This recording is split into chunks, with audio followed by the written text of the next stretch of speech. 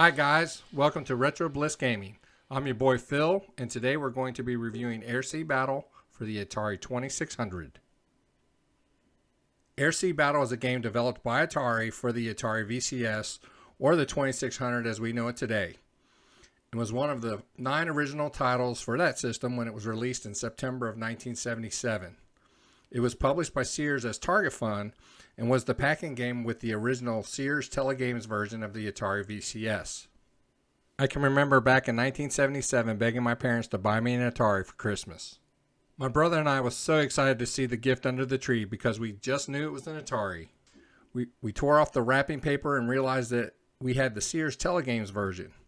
The main difference for us was the fact that the packing game for the Sears version was Sea Battle and not Combat, which was included in the original Atari 2600 branded version of the console.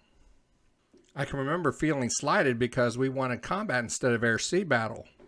But now that I look back on it, we actually got the better end of the deal because Sea Battle, in my opinion, is a better game, although Combat is a great game all on its own. There are 6 basic types of games available in Sea Battle, and for each type, there are 1 or more groups of these 3 games for a total of 27 game variations. Within each group, Variant 1 is the standard game, Variant 2 features guided missiles which can be directed left or right after being fired, and Variant 3 pits a single player against a computer opponent, which simply fires continuously at the default angle or speed. In every game, players shoot targets competing to get a higher score. If you do play against a computer opponent, you'll have to have a controller plugged into the right side of the console. Each round lasts 2 minutes and 16 seconds. The player with the higher score after time expires is the winner, unless one player wins and ends the game by reaching 99 points before the time is up. Games 1 through 6 are anti-aircraft games, where you use a stationary anti-aircraft gun to shoot down enemy aircraft. Your gun can be positioned at 30, 60, or 90 degrees to shoot down 4 different types of aircraft. The planes usually appear in groups, but not always. Once every plane in the group has been shot, another group appears. There are 2 groups of anti-aircraft games. In games 1 through 3, each target hit is worth 1 point, while in games 4 through 6, the various types of aircraft have different point values. Additionally, 0-point blimps are added as obstacles in games 4 through 6. The Torpedo Games, which are games 7 through 12, are similar to the anti-aircraft games, except that each player mans a submarine which can move left or right and fires at a 90-degree angle. The targets are ships instead of planes. It takes some adjustments to shoot. For instance, if you are on the left and your torpedo gun is too far to the left, it will be tough to hit a target coming from the left. The shooting gallery games are different in that the player can set both the angle of the gun and move the gun left or right.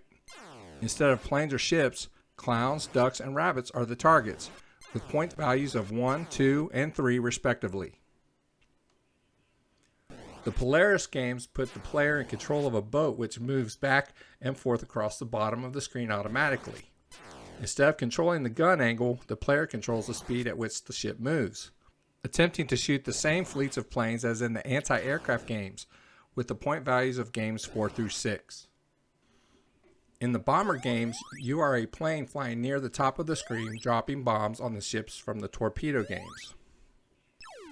As in the Polaris games, the plane speed is controlled by the player, and the point values are identical to those in games 10 through 12. In the Polaris vs. Bomber games, one player controls a ship from the Polaris games, while the other controls the plane from the Bomber games, with the goal being to destroy the other player's craft. Games 25 through 27 feature mines as obstacles, for which there are no points. I share my love for the Atari VCS with my granddaughter Moria. We play other games like Just Dance on the Wii or Super Mario Bros., but her favorite game is Sea Battle. Of course, she beats me every time. She's almost 4 years old and doesn't quite have the control stick mastered yet, but she knows how to push the fire button, which makes Sea Battle the perfect game for her to play. I'm still having fun with Sea Battle over 40 years later. Well, that wraps it up for this review of Atari's Sea Battle. If you like this video, please drop a like and subscribe to the channel. It encourages us to continue creating new content. Check back with us as we are uploading new videos weekly. Until then, have a blessed day, and we will see you next time on Retro Bliss Gaming.